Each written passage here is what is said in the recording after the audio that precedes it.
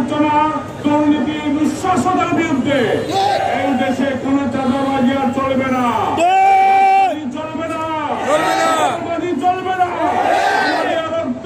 অবস্থায় অন্যায় অবিচার বাংলাদেশ আমরা সহ্য করবো না। দেশকে করতে চায় ওই ফ্যাসিস্টরা সেই বিপ্লবী নেতাদের উপরে আয়নার মতো ঝাঁপিয়ে পড়েছিল।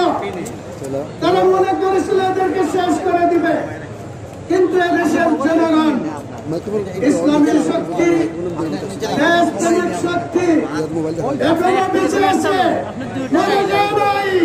তাদের যে কোনো হামলার দাঁত ভাঙা জবাব দিতে আমরা প্রস্তুত আছি ইনশাআল্লাহ।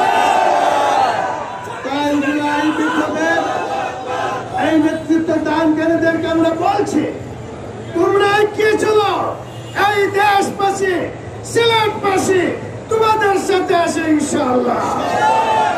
আমার বন্ধুগণ, আমি কথাটা বলতে চাই, এই জুলাই বিপ্লবে আমরা এই বেশি শক্তি করে সবাই ঐক্যবদ্ধ ছিলাম, কথাটা ঠিক কিনা বলেন?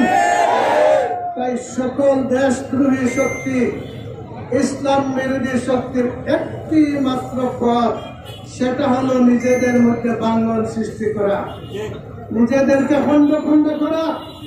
নির্বাচন হলে তো দাঁড়াতে হবে একজন পক্ষে একজন বিপক্ষে, সেটা ভিন্ন জিনিস, কিন্তু এই দেশকে রক্ষার জন্য আমরা ঐক্যবদ্ধ ছিলাম, এই দেশকে উদ্ধারের জন্য আমরা ঐক্যবদ্ধ ছিলাম, ভবিষ্যতেও আমরা ঐক্যবদ্ধ থাকবো ইনশাআল্লাহ।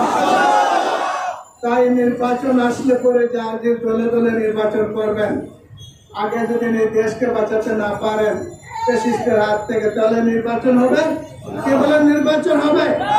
তাই এই দেশকে রক্ষার জন্য ওই জুলাই বিপ্লবের হাতিয়ার এবং জুলাই বিপ্লবীদের রক্ষা করার জন্য প্রয়োজনে গোটা দেশবাসীকে সাথে নিয়ে আমরা রক্ত দিব, এবং এই দেশ এবং এই বিপ্লবকে কারা টিকিয়ে রাখতে পারবেন